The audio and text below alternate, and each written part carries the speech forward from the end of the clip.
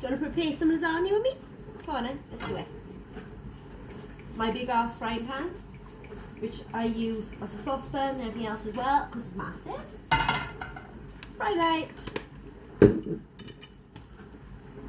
Mince. This mince is on a yellow sticker. It's the 12% fat-free one, and I put it in my freezer. So I defrost it overnight. This is going to be too much for tonight, so I thought I'm going to keep some of it once I've cooked it.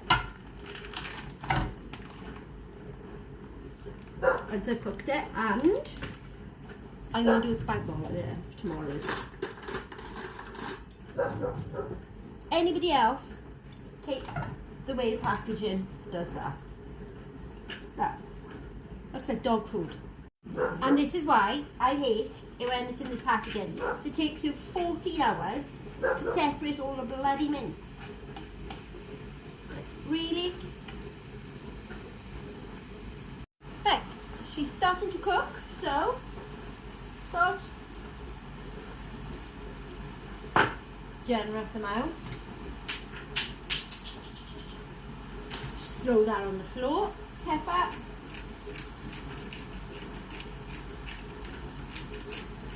Generous amount. And 2 oxo cubes. I like putting oxo cubes in because it gives the meat a more beefy flavour. Cut 2 onions up. What's next? And I'm going to pop them in as well.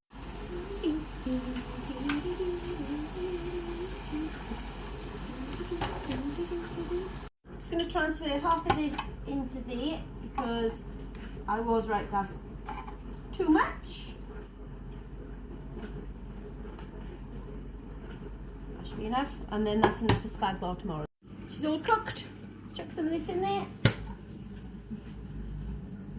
I put it straight in the pan. I did wipe the bottom of the pan with a little bit of kitchen roll, just in case, and then I'm going to fill this up with a little bit of water. Give her a shake, make sure the lid's on. That have happened to me before. Just so getting all the excess out. Give her a stir. Fun bit. Pyrex dish. Half of this is going in there. To start with. So what I do it. Chuck it in. Whack it in, guys. It's got to be washed, so I don't care. Right. That. Roughly half. And then I'm going to do a layer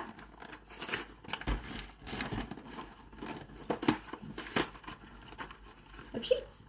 There you go, took 3 sheets. What I'm going to do next is half of this jar on top of that. There you go, that's half. Give it a shake so she evens out.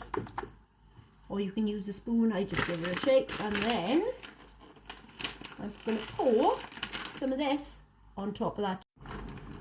Not too much because you don't want to overpower it. Just a little bit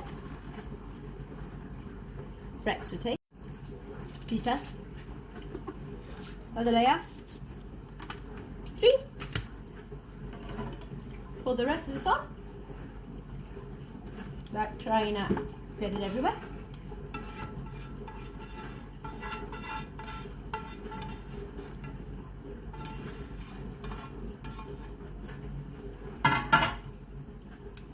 Even it out. You want to make sure that you are covering all your pasta. Another layer. Layer it up, guys. Layer it up. Cheese. Make sure all, because this is your last layer, guys, so make sure it's all covered over. And on this layer, I put the sliced cheese. Get a knife because they are hard to separate sometimes, but I find if you go like that on a knife, they scoot over really quick. 1,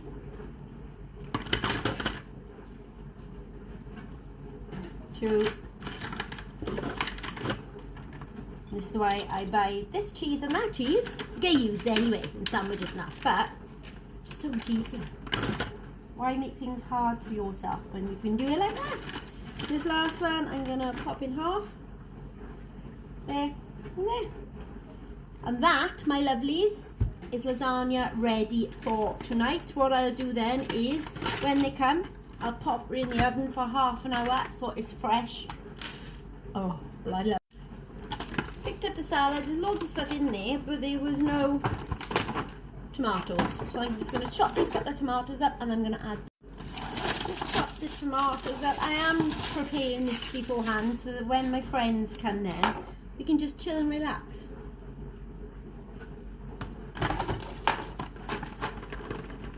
How much prettier does that look? And cling film this back up.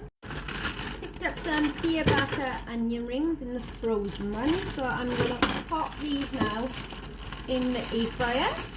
180, the size of them. They're really nice. They're super big and super nice.